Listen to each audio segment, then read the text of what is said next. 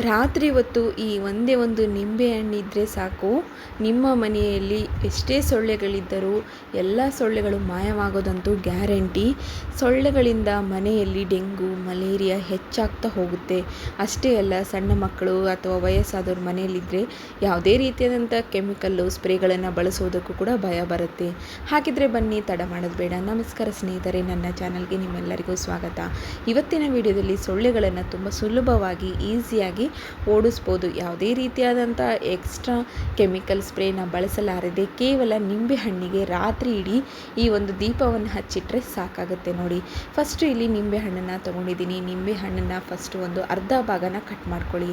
ಅರ್ಧ ಭಾಗನ ಕಟ್ ಮಾಡ್ಕೊಂಡ್ಬಿಟ್ಟು ನಿಂಬೆಹಣ್ಣಿನ ರಸನ ತೆಗಿತಾ ಇದ್ದೀನಿ. ಹಾಗಂತ ಹೇಳಿ ನಿಂಬೆಹಣ್ಣಿನ ರಸನ ವೇಸ್ಟ್ ಮಾಡೋಕ್ಕೆ ಹೋಗಬೇಡಿ. ನಿಂಬೆಹಣ್ಣಿನ ರಸನ ನೀವು ಹುಳಿ ಚಿತ್ರಾನ್ನ ಆದರೂ ಮಾಡ್ಕೋಬೋದು, ಅಥವಾ ಸಲಾಡ್ಸ್ ಏನಾದರೂ ಮಾಡ್ತಾಯಿದ್ರೆ ಸಲಾಡ್ಸಿಗೆ ಈ ಒಂದು ರಸನ ಆ್ಯಡ್ ಮಾಡ್ಕೋಬೋದು. ನನ್ನ ಹತ್ರ ಇಲ್ಲಿ ಒಣಗಿರುವಂಥ ನಿಂಬೆಹಣ್ಣು ಇರಲಿಲ್ಲ, ಸೊ ಹಾಗಾಗಿ ಇದರ ರಸನೆಲ್ಲ ತೆಗಿಬೇಕಾಯಿತು.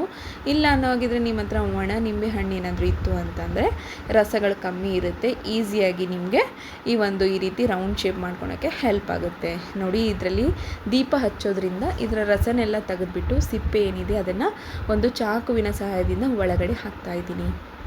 ಇಷ್ಟು ಹಾಕಿದರೆ ಸಾಕಾಗುತ್ತೆ. ನೆಕ್ಸ್ಟ್ ಬಂದುಬಿಟ್ಟು ದೀಪದ ಪಣತಿ ಇರುತ್ತಲ್ವ, ಸೊ ದೀಪದ ಪಣತಿಯಲ್ಲಿ ಈ ಒಂದು ನಿಂಬೆ ಹಣ್ಣನ್ನು ಇಟ್ಕೊಂಡ್ಬಿಡಿ. ಒಳಗಡೆ ಭಾಗ ನಾವೇನು ಕುಲ್ಲ ಮಾಡಿದ್ವಲ್ವ, ಜಾಗ ಖಾಲಿ ಮಾಡಿದ್ವಲ್ವ, ಆ ಜಾಗದಲ್ಲಿ ಈ ಒಂದು ಹತ್ತಿ ಬತ್ತಿ ಮಾಡಿಕೊಂಡು ಇಟ್ಕೋಬೇಕಾಗತ್ತೆ. ನಿಮಗೆ ಯಾವ ಶೇಪ್ ಬೇಕೋ ಆ ಶೇಪ್ನಲ್ಲಿ ಮಾಡ್ಕೋಬೋದು. ತುಂಬ ಸುಲಭ ವಿಧಾನದಲ್ಲಿ, ಎಕ್ಸ್ಟ್ರಾ ಖರ್ಚು ಇರಲಾರ್ದೆ, ತುಂಬ ಸಮಯ ವೇಸ್ಟ್ ಮಾಡಲಾರ್ದೆ ಈ ರೀತಿ ಮಾಡೋದ್ರಿಂದ ನಿಮಗೆ ಮನೆಯಲ್ಲಿ ಪಾಸಿಟಿವ್ ಕೂಡ ಸಿಗುತ್ತೆ. ಹಾಗೆ ಎಷ್ಟೇ ಸೊಳ್ಳೆಗಳಿದ್ದರೂ ಕೂಡ ಮನೆಯಲ್ಲಿ ಬರೋದೇ ಇಲ್ಲ.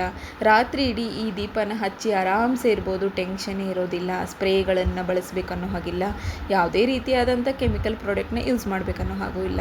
ನೆಕ್ಸ್ಟ್ ನೋಡಿ, ಇಲ್ಲಿ ನಾನು ಈ ದೀಪದ ಬತ್ತಿ ಏನು ಮಾಡ್ಕೊಂಡಿದ್ನೆಲ್ಲ ಎಣ್ಣೆಯಲ್ಲಿ ಡಿಪ್ ಮಾಡ್ಕೊಂಡ್ಬಿಟ್ಟು ಈ ನಿಂಬೆ ಹಣ್ಣಿನ ಒಳಗಡೆ ಹಾಕಿ ಇಟ್ಕೊತಾ ಇದ್ದೀನಿ.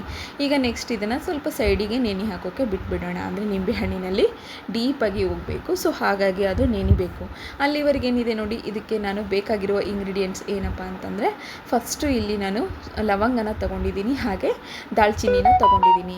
ದಾಲ್ಚಿನ್ನಿನ ಸಣ್ಣದಾಗಿ ಕಟ್ ಮಾಡಿ ಕುಟ್ಟಿ ಪುಡಿ ಮಾಡ್ಕೋಬೇಕು. ಈ ರೀತಿ ಪುಡಿ ಬರುತ್ತಲ್ವ, ಈ ಪುಡಿನ ನಾವು ಹಾಕೋದ್ರಿಂದ ಸೊಳ್ಳೆಗಳ ಸ್ಮೆಲ್ ಏನಿದೆ ನೋಡಿ, ಈ ಸ್ಮೆಲ್ಲಿಗೆ, ದಾಲ್ಚಿನ್ನಿಯ ಸ್ಮೆಲ್ಲಿಗೆ ಸೊಳ್ಳೆಗಳಿಗೆ ಇರೋದೇ ಇಲ್ಲ. ಸೊ ಹಾಗಾಗಿ ಈ ದೀಪ ಹಚ್ಚಬೇಕಾದ್ರೆ ಈ ಒಂದು ಇಂಗ್ರೀಡಿಯೆಂಟ್ನ ಮರಿಲಾರ್ದೆ ಮಾಡ್ಕೊಳ್ಳಿ. ನೆಕ್ಸ್ಟ್ ಬಂದುಬಿಟ್ಟು ಲವಂಗ ತೊಗೊಂಡಿದ್ದೀನಿ. ಒಂದು 2 ಲವಂಗ ತೊಗೊಂಡ್ರೆ ಸಾಕಾಗುತ್ತೆ. ಲವಂಗ ಕೂಡ ಕುಟ್ಟಿ ಪುಡಿ ಮಾಡ್ಕೊತಾ ಇದ್ದೀನಿ. ಲವಂಗದಿಂದ ಅಷ್ಟೇ ನಮ್ಮ ಹೆಲ್ತ್ ಕೂಡ ಚೆನ್ನಾಗಿರುತ್ತೆ. ಈ ಒಂದು ಉಸಿರಾಟದ ತೊಂದರೆ ಇದ್ದವರಿಗೆ, ಕೆಮಿಕಲ್ ಸ್ಪ್ರೇಗಳನ್ನು ಬಳಸಿದರೆ ಪ್ರಾಬ್ಲಮ್ ಆಗುತ್ತೆ ಅನ್ನೋರಿಗೆ ಈ ರೀತಿ ಲವಂಗದ ದೀಪವನ್ನು ಹಚ್ಚಿಕೊಡೋದ್ರಿಂದ ಉಸಿರಾಟನೂ ಚೆನ್ನಾಗಿರುತ್ತೆ, ಹಾಗೆ ಸೊಳ್ಳೆಗಳು ಕೂಡ ನಿಮ್ಮ ಹತ್ರ ಸುಳಿಯುವುದಿಲ್ಲ. ನೋಡಿ, ಇವಾಗ ರೆಡಿಯಾಗಿದೆ. ನೋಡಿ, ಇವೆರಡನ್ನು ಹಾಕಿದ ತಕ್ಷಣವೇ ನೆಕ್ಸ್ಟ್ ಕರ್ಪೂರನ ಹಾಕ್ಕೋಬೇಕಾಗುತ್ತೆ. ಒಂದು ಕರ್ಪೂರ ಅಥವಾ ಅರ್ಧ ಕರ್ಪೂರ ಇದ್ದರೆ ಸಾಕಾಗುತ್ತೆ. ನಾನಿಲ್ಲಿ ಒಂದು ಅರ್ಧ ಕರ್ಪೂರನ ಅಷ್ಟೇ ಹಾಕ್ತಾಯಿದ್ದೀನಿ. ನಾನಿಲ್ಲಿ ಒಂದೇ ಒಂದು ದೀಪ ಮಾಡಿರೋದ್ರಿಂದ ಜಾಸ್ತಿ ಏನು ಬೇಕಾಗೋದಿಲ್ಲ. ಒಂದು ಅರ್ಧ ಹಾಕಿದರೆ ಸಾಕು. ಅದನ್ನು ಕೂಡ ನೀವು ಕುಟ್ಟಿ ಪುಡಿ ಮಾಡ್ಕೋಬೋದು, ಇಲ್ಲ ಕೈಯಿಂದನೇ ನೀವು ಸ್ಮ್ಯಾಶ್ ಮಾಡ್ಕೋಬೋದು. ನೋಡಿ, ರೆಡಿಯಾಗಿರುವಂಥ ಈ ನಿಂಬೆ ಹಣ್ಣಿನ ದೀಪ, ಎಷ್ಟೇ ಸೊಳ್ಳೆಗಳಿದ್ದರೂ, ಎಷ್ಟೇ ಸಣ್ಣ ಸಣ್ಣ ಗುಂಗುರು ಹುಳಗಳಿದ್ದವು, ಎಲ್ಲವೂ ಕೂಡ ಮಾಯವಾಗುತ್ತೆ. ರಾತ್ರಿ ಇಡೀ ಈ ದೀಪನ ಆರಾಮ್ಸೆ ಹಚ್ಬೋದು. ಯಾವುದೇ ರೀತಿಯಾದಂಥ ರೋಗ ರುಜಿನಗಳು ನಿಮ್ಮ ಹತ್ತಿರ ಸುಳಿಯುವುದಿಲ್ಲ.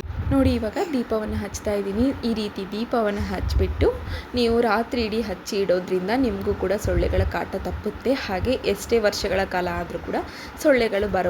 ಈ ಒಂದು ಟಿಪ್ ನಿಮಗೆ ಇಷ್ಟ ಆಗಿದೆ ಅಂತ ಅಂದ್ಕೊತೀನಿ ಸ್ನೇಹಿತರೆ. ಈ ಟಿಪ್ ನಿಮಗೆ ಇಷ್ಟ ಆದರೆ ನನ್ನ ಚಾನಲ್ನ ಸಬ್ಸ್ಕ್ರೈಬ್ ಆಗೋದನ್ನು ಮಾತ್ರ ಮರಿಬೇಡಿ. ಹಾಗೆ ಪಕ್ಕದಲ್ಲಿರುವ ಬೆಲ್ ಐಕಾನ್ನ ಕ್ಲಿಕ್ ಮಾಡಿ, ಎಲ್ಲಕ್ಕಿಂತ ಮುಂಚೆ ನೋಟಿಫಿಕೇಷನ್ ನಿಮಗೆ ಸಿಗುತ್ತೆ. ನೋಡಿದ್ರಲ್ಲ, ಎಷ್ಟು ಸುಲಭವಾಗಿ ಈಸಿಯಾಗಿ ಮನೆಯಲ್ಲೇ ಈ ರೆಮಿಡಿನ ಟ್ರೈ ಮಾಡಿ ನೋಡಿ. ಸೊಳ್ಳೆಗಳಿಗೆ ಹೇಳಿ ಬಾಯ್ ಬಾಯ್. ಈ ಒಂದು ಸಿಂಪಲ್ ಟಿಪ್ ನಿಮಗೆ ಇಷ್ಟ ಆಗಿದೆ ಅಂದ್ಕೊಂಡಿದ್ದೀನಿ. ನಿಮ್ಮ ಫ್ಯಾಮಿಲಿ ಫ್ರೆಂಡ್ಸಿಗೆ ಶೇರ್ ಮಾಡೋದನ್ನು ಮಾತ್ರ ಮರಿಬೇಡಿ. ಹಾಗೆ ಮುಂದಿನ ವಿಡಿಯೋಗೋಸ್ಕರ ವೇಟ್ ಮಾಡೋದು ಕೂಡ. ಈ ವಿಡಿಯೋ ನೋಡಿದ್ದಕ್ಕೆ ಧನ್ಯವಾದಗಳು.